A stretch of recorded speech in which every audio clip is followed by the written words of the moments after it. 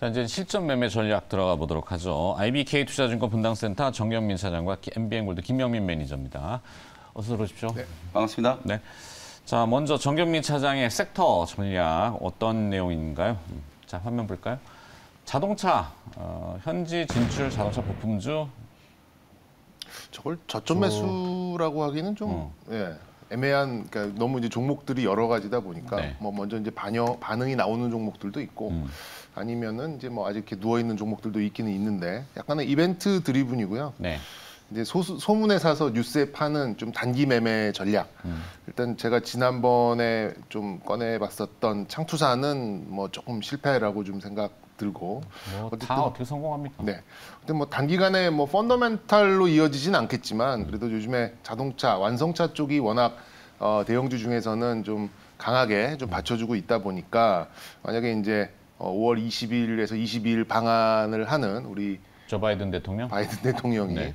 뭐 와서 군부대만 가겠어요. 뭐 이것저것 뭐 둘러보고 그리고 이제 시장에 이제 들리는 소문에는 반도체를 가고 자동차도 갈까?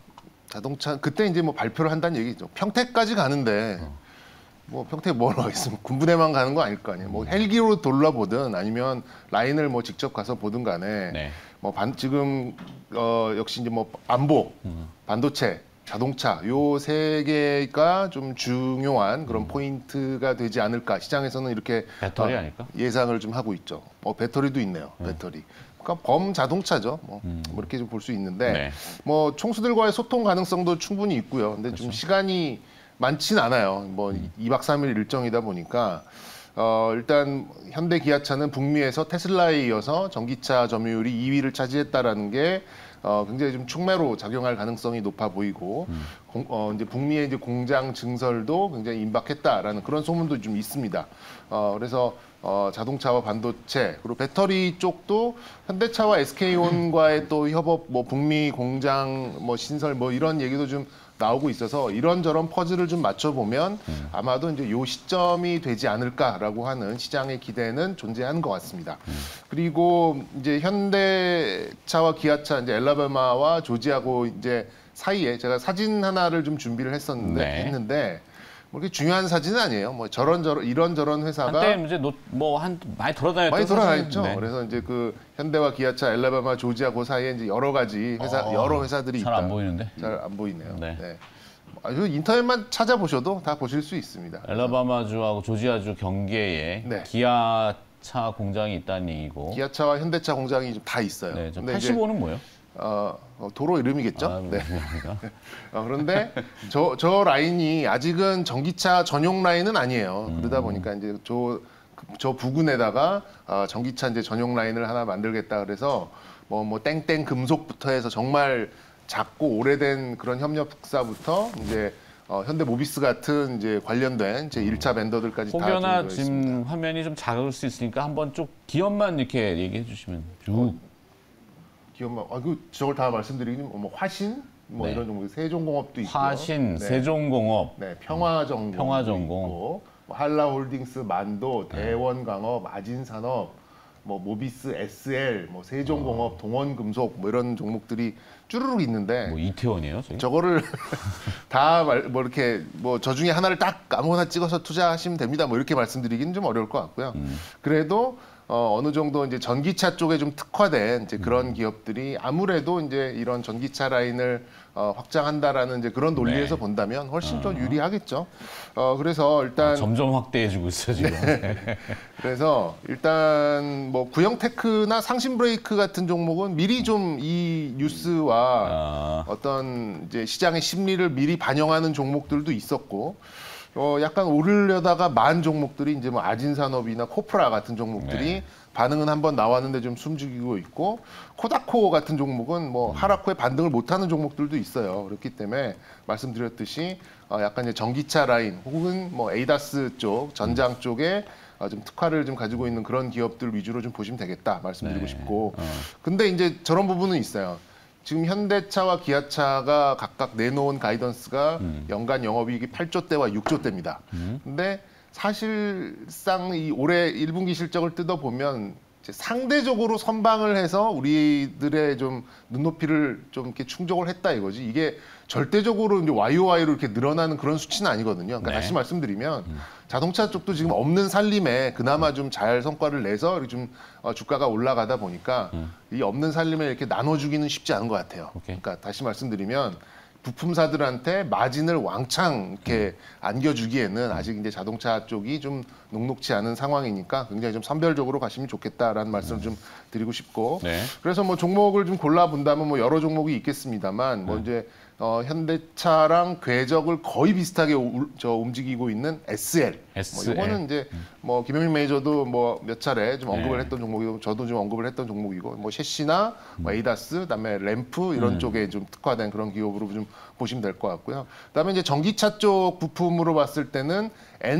이름도 길어요. NVH 코리아. 네, NVH 코리아도 뭐 자회사까지 이렇게 합치면은 이제 현대차의 이제 업력도 오래돼 있고 좀 진출한 지 오래된 그런 종목이니까 뭐 쉽게 얘기하면 그냥 약간 이벤트 드리븐 단기 네. 아이디어, 단기 매매 오케이. 아이디어고 현대차가 동반 진출해 있는 저곳에 오랜 기간 함께 진출해 있는 그런 기업들이면 이번 바이든 대통령의 방한 때 나올 만한 그런 뉴스가 있다면 그 시점을 노리고 좀 단기 매매를 해봅시다. 이렇게 좀 결론을 드릴 수 있겠습니다. 네. 내일은 또 텍사스 오스틴의 반도체 공장 또 이거 할 거 아니에요? 반도체는 좀 너무 많이 우르고 먹어가지고. 네. 알겠습니다. 자, 하여튼 우리 정경민 사장의 전략이니까 저렇게 NVH 코리아는 좀 얘기를 들었던 것 같아요. 네. SL도 마찬가지지만. 자, 김영민 매니저는 전략을 어떻게 또 보고 있는지 화면 볼까요? 자, 운임지수 얘기인 것 같습니다. 해운주, 이유있는 어닝 서프라이즈, 뭐 펜오션 얘기들이 지금 도배가 되고 있는 것 맞아요. 같고, HMM은 뭐 한때 있었지만, 네. 그러네요. 지금 BDI가 뭐 우리가 흔히 말하는 BDI가 제 정확한 기억은 아니고 사실 뭐 도표를 보고 있지만, 네, 지난해 10월에 이제 5,600이라는 운임지수에서 고점을 찍고 쭉 흘러내려가지고 1월 달에 1,300까지 떨어졌다가 그렇죠. 지금 다시 올라왔어요. 그래서 3,000까지, 3,000. 네, 맞습니다. 요거 얘기하는 것 같은데. 그래서 이제 어저께 사실은 이제 장중에 요게 조금 이슈가 됐어요. 네. 이제 기업들이 이제 실적 발표를 막 하고 예상외로 이제 1분기에 이제 호실적이 좀 나오다 보니까 운임지수 얘기 나오고 어제 이제 해운주들 주가도 좀 좋았거든요. 그래서 이제 뭐 저는 위치로 봤을 때는 이게 이제 추격 매수는 아니지만 어저께 일단 먼저 뉴스 플로우가 이제 좀 공개가 좀 되고 이미 시세가 어제 조금 나왔다라는 측면에서 이제 추격 매수인 거지 사실 뭐 절대적인 위치가 부담스러운 자리는 아니다. 요걸 먼저 말씀을 좀 드리고 싶고 방금 뭐 앵커님이 설명해 주셨던 것처럼 이 발틱 운임지수 같은 경우에는 이게 어찌 보면 사실 변동성이 워낙 좀 심하다 보니까 네. 이게 이제 주가가 운임지수에 연동되는 건 그렇게 썩 좋진 않아요. 과연 이 해운주들이 이 운임지수의 변동을 얼마나 좀 평균적인 수준으로 영업이익단에서 맞춰놓는가. 그게 어찌 보면 이제 해운사들의 이제 역량이라고 이제 생각을 하시면 되는데 벌크선 이제 시황하고 이제 관계되어 있는 거라고 보시면 되거든요. 벌크선이라는 건 쉽게 얘기하면 그냥 딱딱한 제품이라고 생각하시면 돼요. 건화물. 네. 이제 철광석이라든지 석탄 뭐 이런 것들을 이제 포장 없이 그냥 옮기는 그걸 벌크선이라고 생각하시면 되고 벌크선이라든지 뭐 컨테이너선, 뭐 탱크선 뭐 이런 것들이 이제 있다라고 생각하시면 되는데 말씀하셨던 것처럼 이제 한때 5천을 넘어갔던 게 올해 1월 초에 정확하게 말씀드리면 1297까지 빠졌어요. 네. 거의 1300까지 이제 1300이요. 빠졌다가 네. 최근에는 이게 거의 이제 또 2배 이상 올라온 거예요. 한 3000 정도 수준까지. 요것도 이제 뭐 한 2배 이상 올라가는 동안에 주가는 크게 이제 오르질 못했기 때문에 주가는 올라가지 못했던 이유는 1분기 때 실적 안 좋을 거 아니냐. 약간 이제 이런 우려 때문에 사실상 이제 주가가 못 움직이다가 막상 이제 실적 발표를 해보니까 예상외 이제 호실적이 좀 나오고 2분기 때는 이 운임지수가 상승한 거에 대한 어떤 수혜를 입을 수 있는 가능성이 좀 높다는 거죠. 그럼 왜 1300까지 빠졌던 이 BDI가 다시 이렇게 이제 또 가파르게 좀 상승을 하고 있느냐. 이건 결국은 또 러시아하고 이제 지정학적 이슈에 대해서 또 얘기를 안 할 수가 없거든요. 네. 아무래도 이제 천연가스라든지 에너지원을 이제 러시아 쪽에서 많이 좀 수입을 하다가 이제는 이제 이 수입처를 좀 다변화시켜야 돼서 유럽이라든지 인도 이런 쪽에서 석탄에 대한 이제 수입을 정말 많이 한대요. 석탄 수입을 주로 이제 다 벌크선 가지고 하기 때문에 운임이 지금 가파르게 좀 올라가고 있고, 아시는 것처럼 작년에 이제 운임이 엄청나게 좀 폭등을 하면서 물류 대란 이런 얘기들이 많이 나오면서 사실상 이제 선박 발주들이 늘었거든요. 근데 작년에 선박 발주가 늘었다라고 해서 당장 이제 올해 물류에 투입될 수가 없기 때문에 배를 만드는 데만 이제 수년이 걸리는 거라서 이런 이제 그 운임 지수의 어떤 변동성은 상당 부분 좀 이어질 수밖에 없는 상황이라고 보여지거든요. 그래서 이 지정학적 이슈와 좀 맞물리면서 또 물류 대란이 다시 한번 또 재현될 수도 있지 않을까. 뭐 사실 이런 얘기를 별로 하고 싶지는 않은데 오늘 아무래도 또 미국 증시 분위기가 CPI 지표 발표가 되고 뭐 되게 좀 시끄러웠었잖아요. 시장 변동성도 워낙 좀 심했었고, 과연 이게 물가가 잡히기는 하는 거냐. 네. 연준이 이미 실기한 거 아니, 기회를 놓친 거 아니냐. 뭐 이런 얘기들까지 지금 나오고 있는 상황이라서 아무래도 이제 물가 또 운임 그다음에 물류 이런 것들이 좀 연결되어서 포인트가 좀 될 수 있기 때문에 오늘 다시 한번 또 물류 종목들을, 해운주들을 한번 보시면 좋을 것 같고, 관계 있는 종목은 뭐 HMM이라든지 대한해운, 페노션, 그다음에 흥항해운 이런 종목들을 보시면 되는데, 그래도 이제 지금 오늘 뭐 벌크선에 대해서 얘기를 하고 있기 때문에 그쪽 비중이 좀 높은 탑픽 종목을 좀 꼽아보면 HMM과 페노션, 네. 뭐 아까 앵커님도 말씀하셨던 것처럼 페노션이 어제부터 얘기가 정말 많이 나오고 있거든요. 맞아요. 어제 이제 주가도 좀 많이 튀어 올랐는데 사실 뭐 위치는 여러분들이 크게 부담 갖지 않으셔도 되는 수준이라고 저는 보여지기 때문에 HMM, 페노션 요 두 종목을 탑픽 종목으로 한번 선정을 해드려 보겠습니다. 만약에 페노션이 주목받아서 주가가 조금 들썩이게 되면 또 하림이 그렇죠. 여기 또 진짜. 지주자예요. 하림 네, 하렘이 지주사니까. 네. 네. 하림도 같이 뭐 저게 중국 그 관세를 조금 낮춰줄 수도 있다라는 그런 심리적 영향도 있을까요? 그럴 수도 있겠죠. 그쵸? 네. 네. 지금 뭐 그냥 소문일 뿐이지만 워낙 인플레이션이 그 공급망과 물류의 이 영향이니까 미국과 중국 간에 계속 그게 원점이잖아요. 그렇죠. 출발점이. 네. 그래서 대중국 관세를 좀 낮춰야 된다. 이런 얘기들도 있는 것 같긴 합니다. 바이든 대통령도 직접 본인 입으로 이제 그런 얘기를 사실 비추기는 했어요. 아직 뭐 결정은 안 됐지만. 맞습니다.